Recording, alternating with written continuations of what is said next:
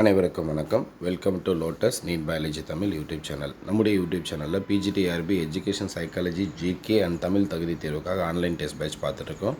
இந்த online test பேட்சில் நீங்கள் ஜாயின் பண்ணணும் அப்படின்னு ஐடியா இருந்தால் உங்களுக்கான ஃபீஸ் டீட்டெயில் தான் இது. ஃபார் வீக்குக்கு 150 ருபீஸ் பே பண்ணணும். இதே ஃபுல் கோர்ஸாக இருந்தால் 4500 பே பண்ணணும்.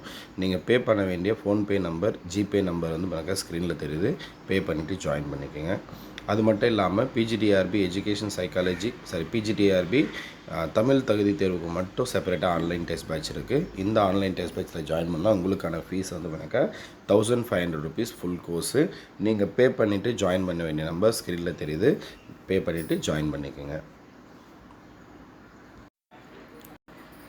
ஸோ நம்மளுடைய யூடியூப் சேனலில் பிஜிடிஆர்பி எஜுகேஷன் சைக்காலஜிக்கு வந்து தமிழ் மீடியம் டெஸ்ட் பேட்ச் செப்பரேட்டாக இருக்குது, இங்கிலீஷ் மீடியம் டெஸ்ட் பேட்ச் செப்பரேட்டாக இருக்குது. ஸோ நீங்கள் ஜாயின் பண்ணுறவங்க தனித்தனியாக கூட ஜாயின் பண்ணிக்கோங்க. ஸோ இன்றைக்கி நம்ம பார்க்க போகிறது வந்து தமிழ் தகுதி தேர்வுக்காக 10ஆம் வகுப்பு தமிழ் புத்தகத்தில் இருந்தால் பார்க்க போகிறோம். பெருமாள் திருமொழி. ஸோ இந்த பெருமாள் திருமொழியுடைய ஆசிரியர் யார் அப்படின்னாக்கா குலசேகர ஆழ்வார். பெருமாள் திருமொழியுடைய ஆசிரியர் குலசேகர ஆழ்வார். தமிழர் பண்டைய நாட்களில் இருந்தே அறிவியலை வாழ்வியலோடு இணைத்து காணும் இயல்புடையவர்களாக இருக்கிறார்கள். தமிழர்கள் பண்டைய நாட்களிலிருந்தே அறிவியலை வாழ்வியலோடு இணைத்து காணும் இயல்புடையவர்களாக இருக்கிறார்கள். அதன் விளைவாக சங்க இலக்கியத்தில் அறிவியல் கருத்துக்கள் நிறைந்துள்ளன. சங்க இலக்கியத்தில் என்ன கருத்துக்கள் நிறைந்திருக்குன்னா அறிவியல் கருத்துக்கள் நிறைந்துள்ளன. அதற்கு இணையாக பக்தி இலக்கியங்களிலும் அறிவியல் கருத்துக்கள் செறிந்திருக்கின்றன. அப்போது சங்க இலக்கியத்திலையும் அறிவியல் கருத்துக்கள் நிறைந்திருக்கு, பக்தி இலக்கியத்திலையும் அறிவியல் கருத்துக்கள் நிறைந்திருக்கின்றன. ஸோ இங்கே வாளால் அறுத்து சுடினும் மருத்துவன் பால் மாளாத காதல் நோயாளன் போல் மாயத்தால் மீளாத துயர்தரினும் வித்துவ கோட்டம்மா நீ ஆலா உணதருளே பார்ப்பன் அடியேனே.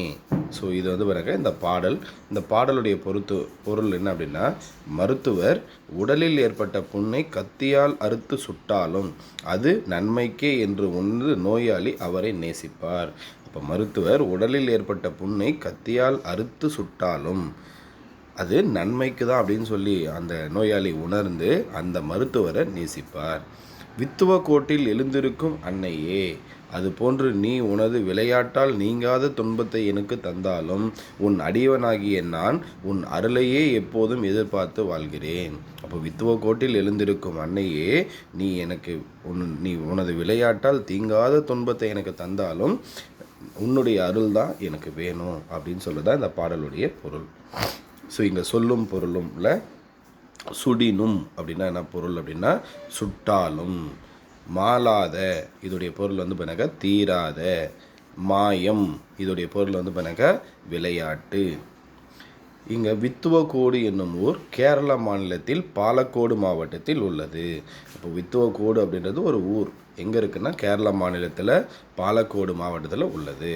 குலசேகர ஆழ்வார் அங்குள்ள இறைவனான உய்ய வந்த பெருமாளை அன்னையாக உருவகித்து பாடுகிறார். ஸோ அங்கே இருக்கக்கூடிய அந்த உய்ய வந்த பெருமாளை தான் அன்னையாக உருவகித்து பாடுகிறார். யார் அப்படின்னா குலசேகர ஆழ்வார்.